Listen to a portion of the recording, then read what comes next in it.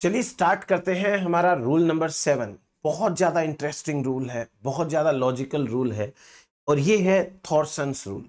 पहले मैं आपको एक्सप्लेन कर देता हूं कि ये रूल आखिर क्या कहना चाहता है। ये अगेन हमारा प्लेनेट है और इस प्लेनेट के ऊपर आपको पता है कि ये एरिया है ट्रॉपिकल एरिया, गर्म area, warmer area, warm tropical area. और ये एरियाज जो हैं वो ठंडे एरिया हैं। तो मैं एक बार किसी भी साइड में बात कर लेता हूं कि जैसे ये एरिया है कोल्डर एरिया और ये एरिया भी है कोल्डर एरिया। हमने यहां पे 0 डिग्री लैटिट्यूड पढ़ा था ना, तो ये तो हो गया लो लैटिट्यूड। 0 है, इससे तो कम क्या ही होगा, तो ये तो हो गया लो लैटिट्यूड। और ये ऊपर की तरफ हो गया हाई लैटिट्यूड, नीचे की तरफ भी हो गया हाई लैटिट्यूड। ध्यान से समझिएगा, ये रूल बहुत बेसिक, बहुत सिंपल है।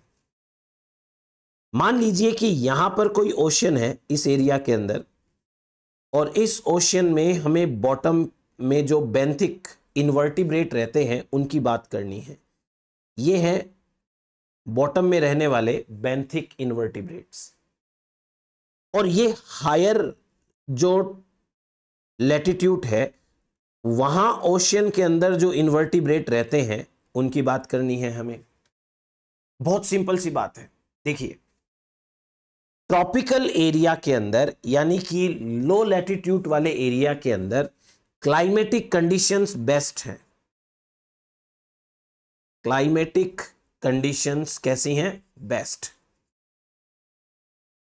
बेस्ट क्लाइमेटिक कंडीशंस है। अब बेस्ट क्लाइमेटिक कंडीशन है तो क्या? बेस्ट क्लाइमेटिक कंडीशन है तो यहां के ऑर्गेनिजम्स रिप्रोडक्शन की टेंडेंसी भी ज्यादा रखते हैं। यहां रिप्रोडक्शन जो है वो अच्छा हो पाएगा, ज्यादा हो पाएगा। As compare to low latitude, high latitude के ऊपर क्लाइमेटिक कंडीशंस अनफेवरेबल है। क्लाइमेट अनफेवरेबल है, ऐसे लिख देता हूं मैं, अनफेवरेबल। अगर क्लाइमेटिक कंडीशंस अनफेवरेबल है तो मान के चलिए कि यहां पर रिप्रोडक्शन बहुत अच्छे से नहीं हो पाएगा, बहुत ज्यादा नहीं हो पाएगा, तो रिप्रोडक्शन यहां पर कम होता है। अब चलिए हम आते हैं हमारे ऑर्गेनिजम्स पे जिनका एग्जाम्पल हमने लिया है, यानी कि इन्वर्टिब्रेट्स, बेंथिक इन्वर्टिब्रेट्स। ये कॉन्सेप्ट लगाइए कि जब क्लाइमेटिक कंडीशंस बेस्ट मिलेगी इन ऑर्गेनिजम्स को तो ये ऑर्गेनिजम्स हाई रिप्रोडक्शन करेंगे। हाई रिप्रोडक्शन, तो हाई रिप्रोडक्शन करने के पीछे एक और कॉन्सेप्ट लगता है। जब आप इकोलॉजी पढ़ते हैं तो आर एंड के सिलेक्शन का एक कॉन्सेप्ट आता है। आर सिलेक्शन स्पीसीज, के सिलेक्शन स्पीसीज। नो डाउट ये इन्वर्टिब्रेट सारे ही आर सिलेक्शन ही है, बट जो अच्छी क्लाइमेटिक कंडीशन में रह के हाई रिप्रोडक्टिव स्ट्रेटेजी को अपनाते हैं उनके अंदर एग्स का नंबर ज्यादा होगा। एग्स ज्यादा यानी प्रोजेनी ज्यादा, और जो प्रोजेनीज की साइज होगी वो स्मॉल होगी, क्योंकि यही है हाई रिप्रोडक्शन का रूल। रिप्रोडक्शन कैपेसिटी हाई है तो बॉडी की साइज छोटी होनी चाहिए, ऑर्गेनिज्म के प्रोजेनीज के नंबर ज्यादा होने चाहिए, बट प्रोजेनीज की बॉडी साइज छोटी होनी चाहिए। इनके एग्स के अंदर यॉक भी काफी कम है, यॉक भी काफी कम है। साथ ही साथ ये ऑर्गेनिजम्स इनडायरेक्ट डेवलपमेंट शो करते हैं। इनडायरेक्ट डेवलपमेंट, अभी मैं बताऊंगा मीनिंग कि इनडायरेक्ट डेवलपमेंट का मतलब क्या है। जब बहुत सारे एग्स दिए जाते हैं, इनमें यॉक कम होता है, इनकी साइज छोटी होती है, ऐसे ऑर्गेनिज्म कहां मिलेंगे आपको? लो लैटिट्यूड के अंदर। इनके कंपैरिजन में जो ऑर्गेनिज्म हायर लैटिट्यूड पे रह रहे हैं ये रिलेटिवली कम रिप्रोडक्शन करते हैं, लो रिप्रोडक्शन। अगर रिप्रोडक्शन ये लो करते हैं तो इससे क्या होगा? एक तो इनके एग्स का नंबर कम होगा, एग नंबर कम, लेस। एग नंबर कम होगा तो हर एग के अंदर यॉक बढ़ाया जा सकता है, तो यॉक बहुत ज्यादा होता है इनके एग के अंदर।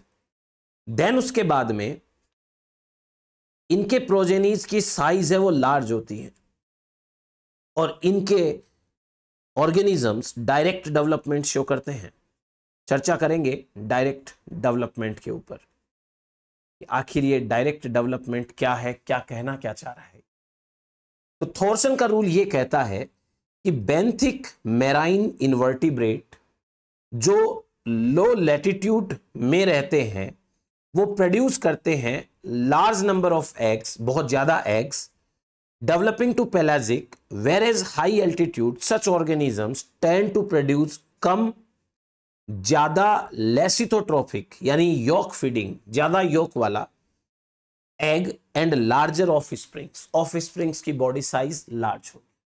अब बात करिए इस डायरेक्ट एंड इनडायरेक्ट डेवलपमेंट की। ऑर्गेनिजम्स जो डायरेक्ट डेवलपमेंट करते हैं उनके अंदर क्या होता है कि जो प्रोजेनी है उस प्रोजेनी की मोर्फोलॉजी एडल्ट के जैसी की जैसी होती है। तो ड्यूरिंग द डेवलपमेंट खाली साइज बढ़ती है। जैसे ह्यूमन है, ह्यूमंस के अंदर छोटा जो बच्चा होता है उस बच्चे की मोर्फोलॉजी और एक एडल्ट की मोर्फोलॉजी ऑलमोस्ट सेम है। 2 हाथ, 2 पैर, आंखें, नाक सब अपनी जगह सही सही है, बस अब साइज बढ़ती जाएगी बॉडी की। लेकिन आप एक ऐसे ऑर्गेनिज्म के बारे में सोचिए जो कि लार्वा बनाते हैं। जो ऑर्गेनिजम्स लार्वा बनाएंगे उनके अंदर प्रोजेनी की शेप, साइज, मोर्फोलॉजी एडल्ट से बिल्कुल अलग होती है। आप देखिए कैटरपिलर लार्वा को, आप देखिए एडल्ट फ्लाई को, आपको दिन रात का अंतर मिलेगा। इसी चीज को ग्राफ के अंदर कैसे हम डिनोट कर सकते हैं, समझिए। यह है ट्रॉपिकल रीजन और यह है पोलर रीजन, यानी यहां 0 डिग्री लैटिट्यूड है और यहां 90 डिग्री लैटिट्यूड है। ज्यादा इससे क्या होगा, जैसे जैसे लैटिट्यूड बढ़ेगा, पोल्स की तरफ जाएंगे, स्पीसीज आपको मिलेगी डायरेक्ट डेवलपमेंट वाली।